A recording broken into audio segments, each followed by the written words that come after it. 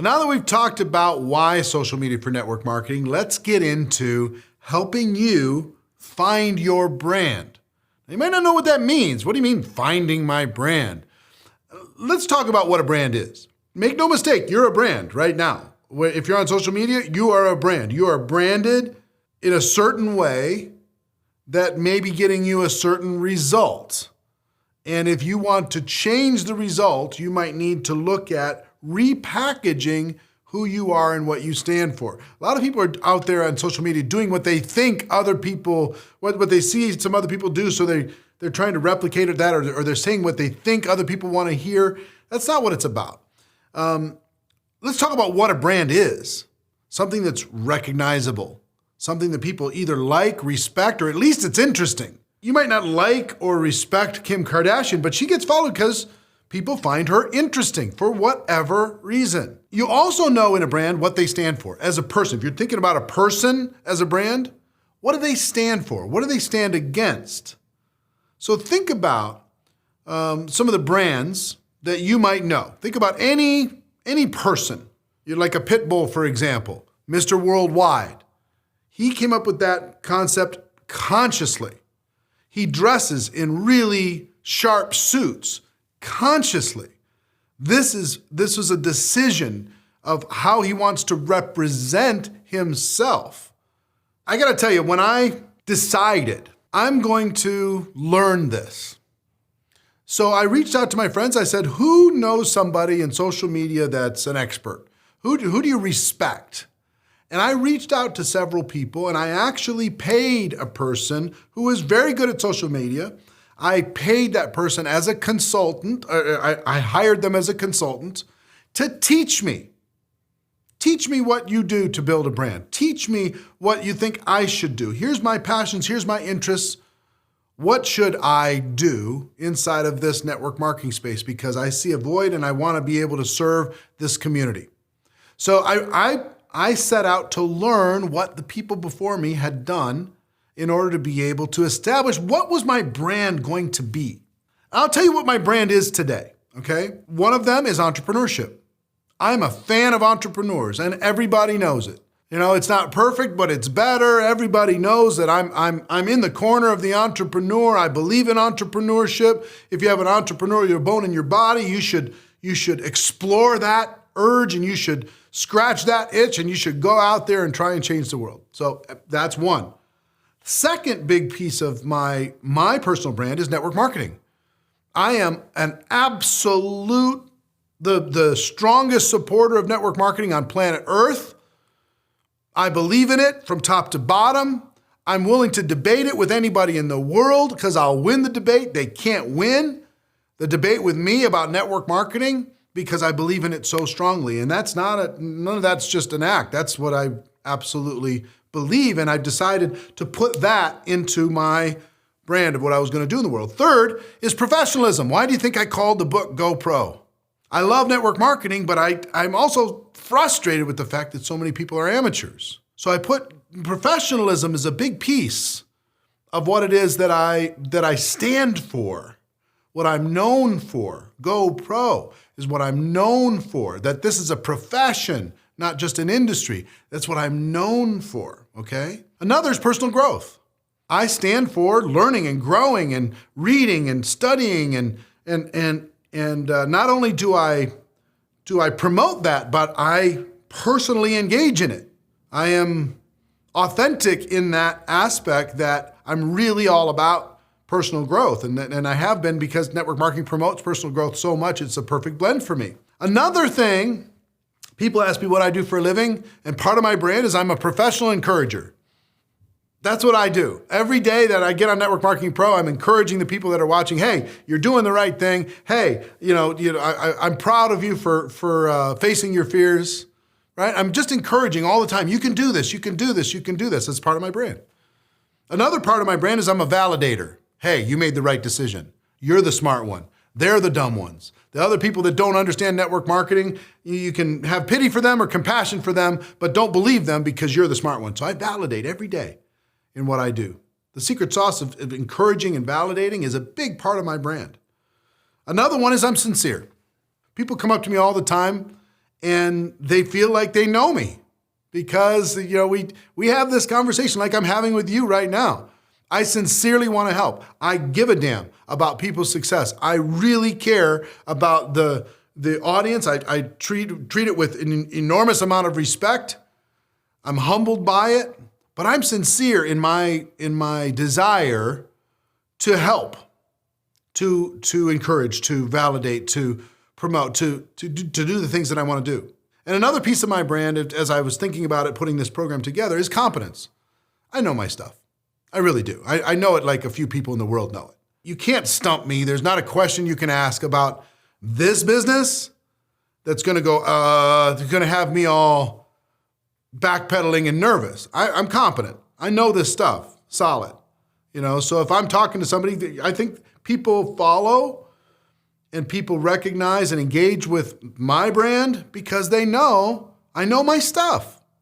I'm not just guessing. I'm not just a poser. I'm not just pretending. I know my stuff. So entrepreneurship, network marketing, professionalism, personal growth, an encourager, a validator, that I'm sincere and that I'm competent. That's my brand. So as you're thinking about that, okay, I want you to think about now your brand attributes. So here's the exercise for you. What are you known for? What do you stand for? I need to make this distinction. When you think about your brand, and here is one of the biggest secrets we got from the 77 experts that weighed in to help us create this course, is your brand should not be about your company or about network marketing. Now, hear me again. Your brand should not be about your company. Some people are involved in your company, and you have that on your cover photo, and you have that everywhere, and you got all the swag, and it's big, and it's bold, and it's loud.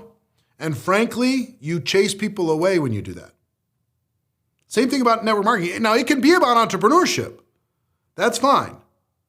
But here's what I want you to think about when finding your brand, okay? Finding it. What do you stand for? What are you known for? What are you against? What are your passions? Think about those types of things as you're starting to find your brand. Think about your interests. Let's say you're absolutely interested in fashion and you want that to be part of your brand. I'm interested in fashion. And if you're posting stuff about fashion all the time and you're talking about fashion and this latest trend and this latest thing and this latest design, this really cool thing, pretty soon people who recognize that and like it, and they have common interests too, they're going to follow you. They're going to start interacting with you, aren't they? So if you think about, let's say your passion is raising kids. You want to be the best parent in the world. So talking about that passion of being super mom or super dad or single mom or single dad or whatever it happens to be, something around kids, then other people who have kids might be attracted to that, might find that interesting, might find that valuable, might find that helpful, might think that you're kind of connected at the heart, and they might start interacting with you. So think about gardening. Let's say, how many people do you think garden and are really into gardening, flowers and plants and fruits and vegetables around their house or in their house? Tons, millions and millions and millions of people around the world. If you just focused on gardening and tips about gardening and suggestions about gardening and interviews with top gardening experts and all these different kinds of things, I know what some of you are thinking. What does this have to do with my network marketing business? Everything. Here's why. You attract people by your actual passions, and then you can let them know about your network marketing business after you connect with them as friends. You can let them know, hey, here's how I have an opportunity to do the gardening that I do because I have this business that supports me and provides income for me, provides free time for me, provides freedom. Okay?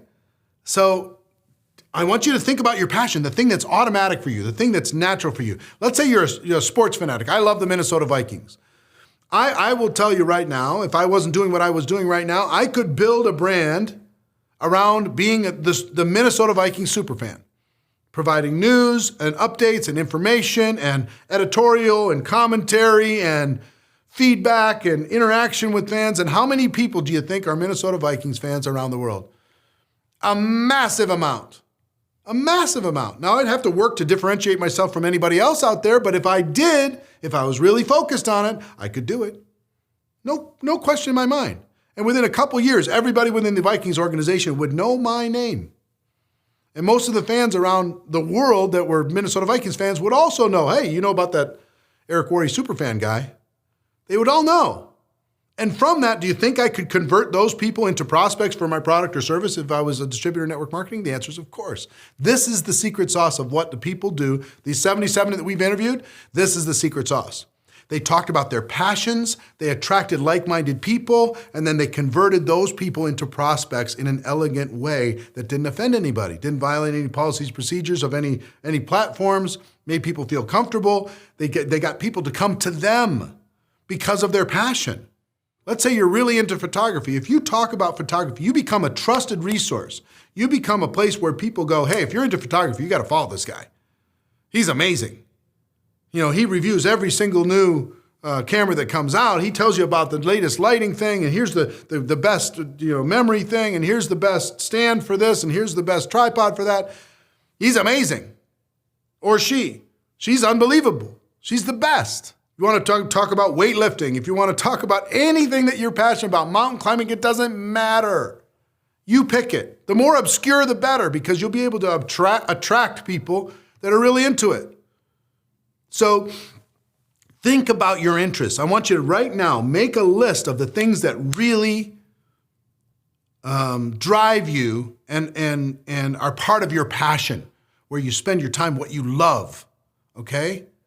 It could be movies. You review movies and talk about movies. You could be the movie person. It doesn't matter. But I'm going to show you how to be the best at it, whatever that passion is, okay? You figure out that passion. I'm going to show you how to be the best at that passion. But it's really important that you find this brand. I think if you build your brand around your passion and you build a relationship and a connection, I'm going to teach you how to connect with those people. I'm going to teach you how to post in a way that is attractive to people, where you find your natural audience. I'm going to teach you how to do that, how to expand your brand, expand your reach. But finding your brand is critical at the beginning. Think about the brands that you know. There's something about them. You look at like an Emeril, the cooking guy who's bam, bam, you do that stuff with the spices. That was his brand, right? So he threw that stuff in there. Or Rachel Ray, down the cooking side, she's just all empathetic and fun and bubbly. Or a Gordon Ramsay, he's just all angry, pissed off all the time and yelling at everybody. That's his brand. Simon Cowell's the bad guy. Paula Abdul was the sweetheart and hugging everybody. And Randy Jackson was dog, all this stuff, right? They understood. And if you want to look at brand attributes, go study some of the brands. Go look up the top 100 most followed people on Facebook. Just go check that out. Google that, the top 100 on Facebook, and you will see all of these brands, and you'll see immediately when you look at them what they stand for, okay? You just know it. You see a Vin Diesel, he has a very particular brand. You see a Will Smith, he has a very particular brand. A Pitbull, he has a very particular brand. Kim Kardashian, very particular brand. And you can develop one too. And you're like, well, I've never done anything like they've done. It doesn't matter. Stand for something. Be known for something. Stand up against something. Now, I would encourage you, unless it's really your thing, try not to put too much controversy and, when it comes to very controversial issues into your brand, or politics into your brand, or religion into your brand. You can do that if you want, but just understand that once you go there, you're stuck there, right? If you just go, I'm going to be a Republican, that's going to be my brand. Okay, fine. Just understand that the Democrats are never coming. If you want to be, I'm going to be a Democrat, then the Republicans are never coming. If you're just going to be all Catholic all the time, well, then the Protestants probably aren't coming. Okay, so just understand that you're going to divide sometimes that way. And sometimes I'm not saying that that's a bad thing. It's a strategic thing. If that's really what you're about, let that be your strategic thing. That's fine. But find something that you believe in, that you are passionate about, okay? That you can build on, that you will have fun talking about, that you can bake into your brand and make it My goal for you is as you find this, a year from today, everyone in your world knows what you stand for. Everyone in your world recognizes you as that, and they can tell you the attributes of your brand. Everybody in your world. And you've expanded and you've grown into doing a little bit more than that. Okay? So let's talk now about how to start. Now that you've found your brand and you go through this exercise, you find your brand, how do you just establish it onto the social media platform? Now, my strong recommendation is regardless of your interests, regardless if you're a Snapchat fanatic or Instagram or you love Twitter, no matter where you are today, every single one of you, in my opinion, at this moment in time, needs to start on Facebook. You need to start by building your personal brand, your personal page on Facebook. Now, after you get that built, then you can expand it into your other platforms if you want to. But start, every one of you, I will tell you for network marketing at this moment in time, start with Facebook and then expand from there. Now, just to know this, that if that changes at some point in the future, it doesn't matter. You're going to take these same concepts, you're going to apply them onto those other platforms. So let me talk to you about some basics, okay? First is your personal profile photo. Does that photo reflect your brand? And again, I want you to go and take a look at some of the big names, the big brands in the world. I promise you, their profile photo represents their brand. Is it friendly? Is it bright? Does it have attitude? What are you dressed in? All that stuff. It needs to be a picture of you, recognizable, identifiable, and in alignment with your brand, okay? You could take your camera and have somebody get some good lighting, wear something that represents your brand, take some great shots until you have something that says, yes, that's the one. That's the one that represents me. That's going to be my profile picture, and leave it your profile picture. You can maybe change your profile picture once a year. You should not change your profile picture because it changes your brand. That little thumbnail is where people recognize, do I want to interact with this person or not? It's really important. That photo is consciously created and it is consistent. And take 1,000 photos if you need to, or hire somebody. Every one of you has a friend that's in love with photography, every one of you. Have that friend say, can you come over and help me take an amazing photo of me? And have them come over and take 1,000 shots until they get one that's amazing. Okay? So have it reflect. If your brand is about sassy attitude, have that photo reflect the sassy attitude. If you're all business, have it reflect business, right? If you're friendly, have it reflect the friendly personality that's inside of you, whatever it happens to be. But make sure that that's close, it's on your face, it's not anything else, and it reflects your brand, okay? Now, it's going to be subtle in the reflecting of your brand because your brand is a lot of things. You're not going to be able to see it necessarily in a photo. But if you go take a look at all the top stars in the world, you'll see what I'm talking about. This is your first impression. It's very important that people go, that's interesting. You know it. And when you look through the people that maybe you should friend up, or Facebook is suggesting that you friend up, if they have an awesome photo, you're likely to click on it. If they have some distant photo, if they just look sharp and in charge and energetic, big smile on their face, you're like, okay, maybe that person. But if it's distant or some weird photo or some photo of some trees somewhere or whatever, it's like, no. So your profile photo is very, very important. Second thing is your cover photo. The cover photo inside of Facebook is vitally important that it reflects your brand. It reflects what you stand for. And again, I want you to go look at the big names on Facebook as an example. What are the big most followed people? What do their cover photos look like? What do they represent? Now, it should not be your company name. It shouldn't be your products. Decide what you want it to be. This is your personal page now. We're going to talk about business page, fan pages, all that stuff too. Don't worry about that. This is your personal page. What do you want it to stand for? how do you want to represent yourself to the world? Because this is initially how you're going to be attracting people.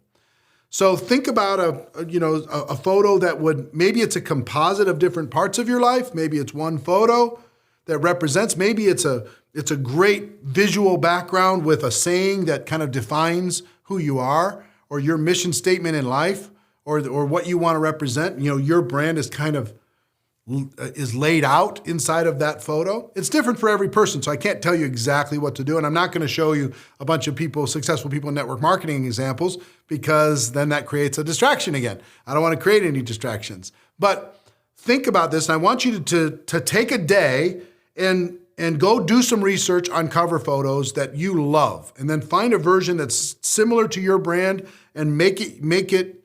Then use that as a kind of an example to create your own. So the cover photo is very, very important if you want to attract people that are like-minded with you, okay? So not company, not network marketing, but it can be those other things. Look at what other successful people have done and model that behavior. But make sure this is done right. Make sure you really pay attention to this. Don't just slap something up there, okay? Third thing, in the basics is the about section, the thing that describes you.